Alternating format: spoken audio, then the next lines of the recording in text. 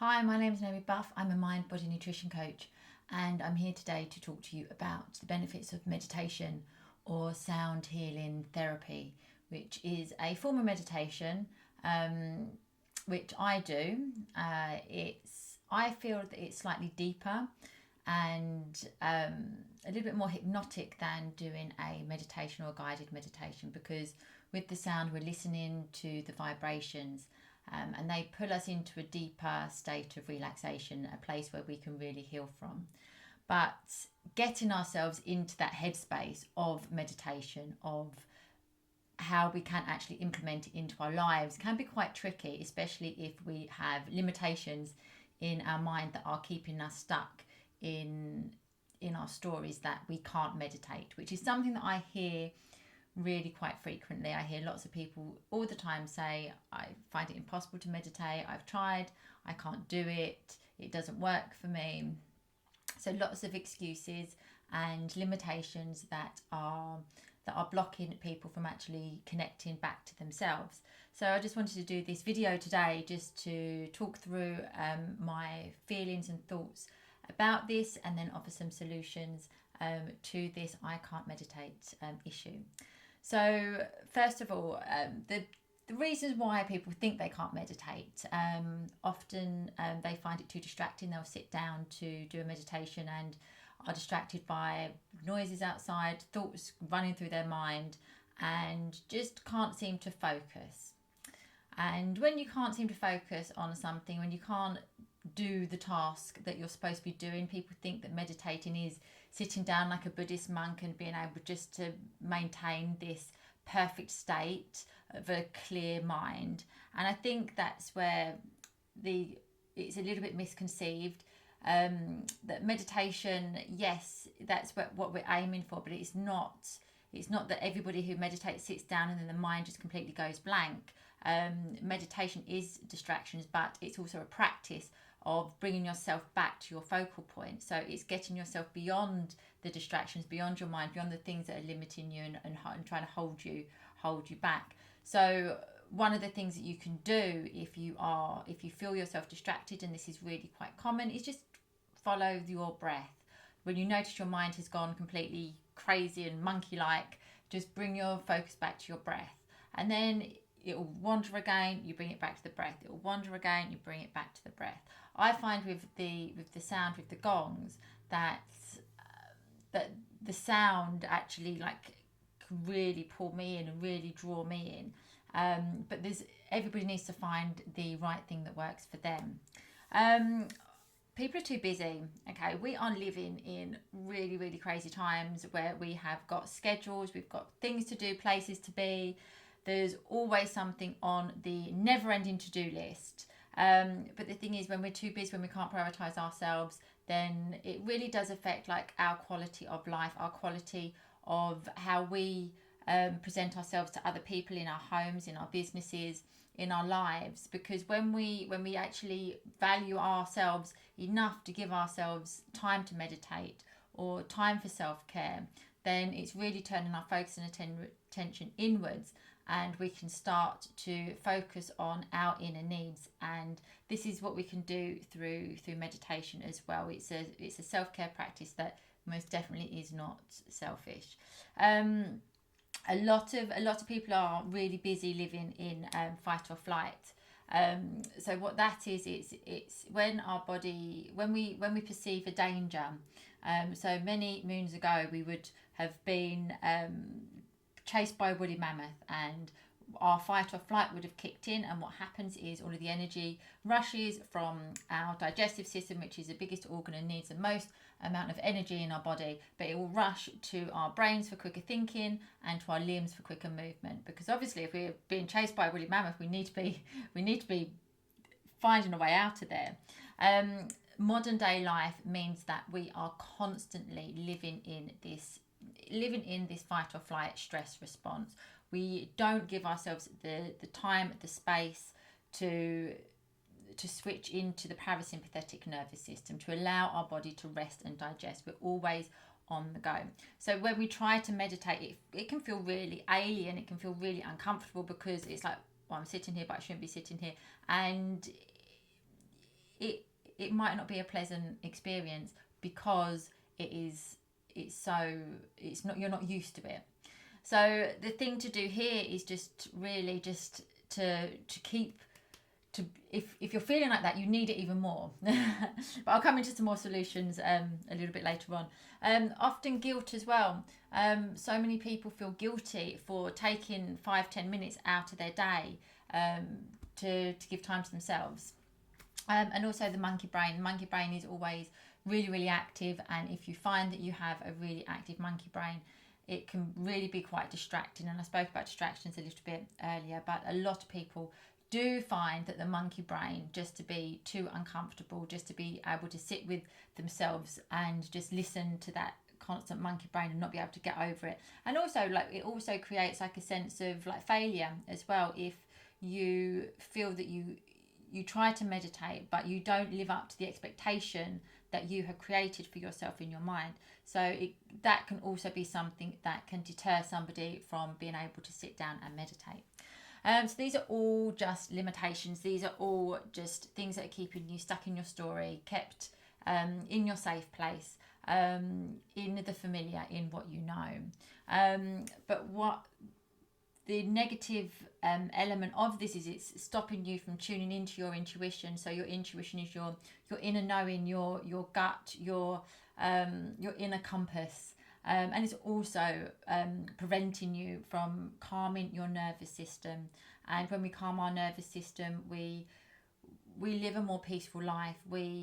Our bodies are more in harmony. We're back in balance. We're not as stressed. We don't have digestive issues. We don't have as much mental health issues. Okay, our nervous system is a central system, which, if it's wired, if it's fragmented, then that is going to manifest into a number of different things in our lives.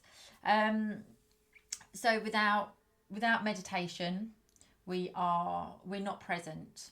Okay, meditation really is bringing us back into that present moment. Even if we just keep going from like into projections of the future or back into the past, if we keep bringing our practice back to the breath, back to the sound, then eventually we rewrite our brain waves, and we can bring ourselves into that state of presence and the present moment. So without meditation, we're living in the fear of the future, or we are living in the pains of the past. We're never in that present beautiful moment. So how to meditate? So first of all, let go of your expectations and your judgments. This is really key. Just show up for yourself and just give yourself the time and space that you need, without having any expectation on the outcome. Just be. Can you do that? A lot of people struggle with that, just struggle with that solitude, with just being with themselves, being with their thoughts, being on their own for that time. So maybe that's the challenge. Maybe that's the thing that like you need to push yourself beyond those limitations. One thing to do here is just to start really small. Just start with like 5 minutes a day.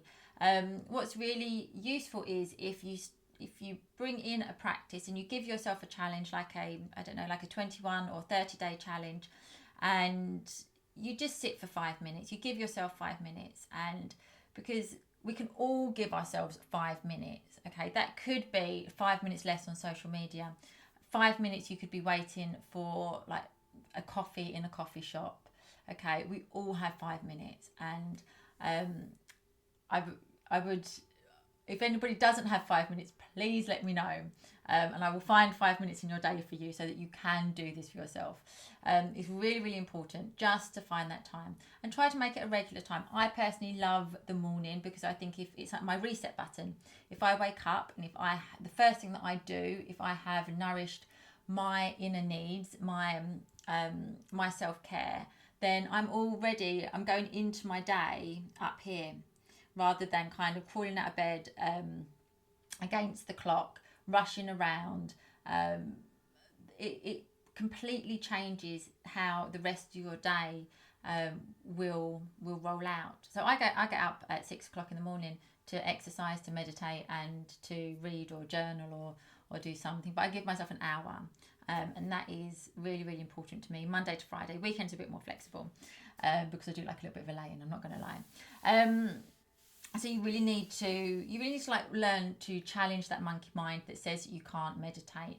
Really get clear on what are the limitations, what are the stories that you're telling yourself, what are your reasons why you can't meditate, or you can't give yourself time, or you can't be in your presence or in your space. Really get curious with yourself.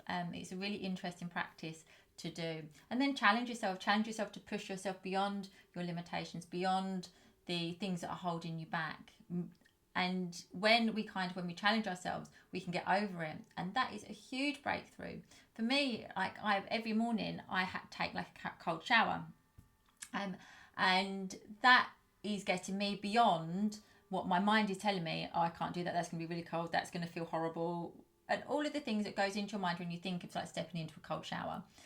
When you do it and you just feel invigorated and you feel like you've achieved something.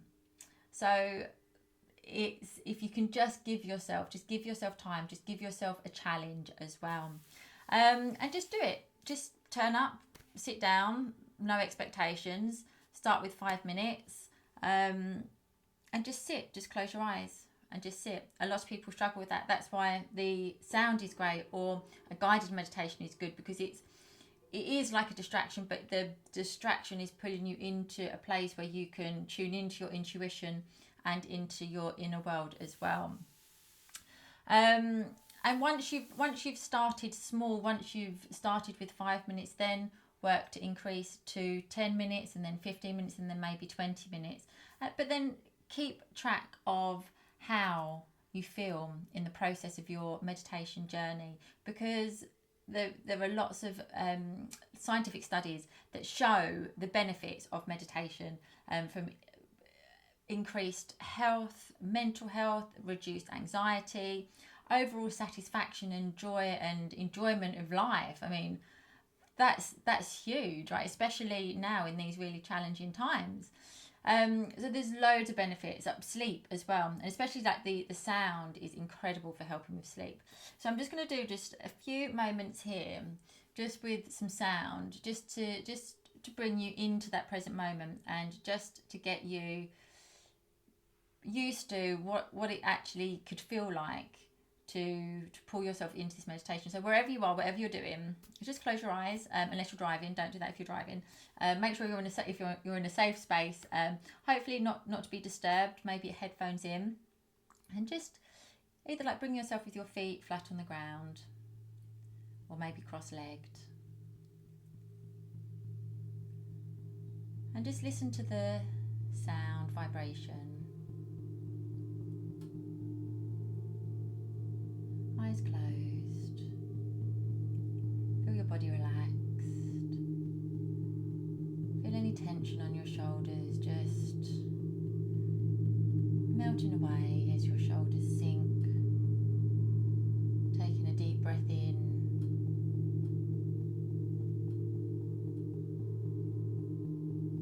And exhaling out. Just keeping your focus and attention on your breath.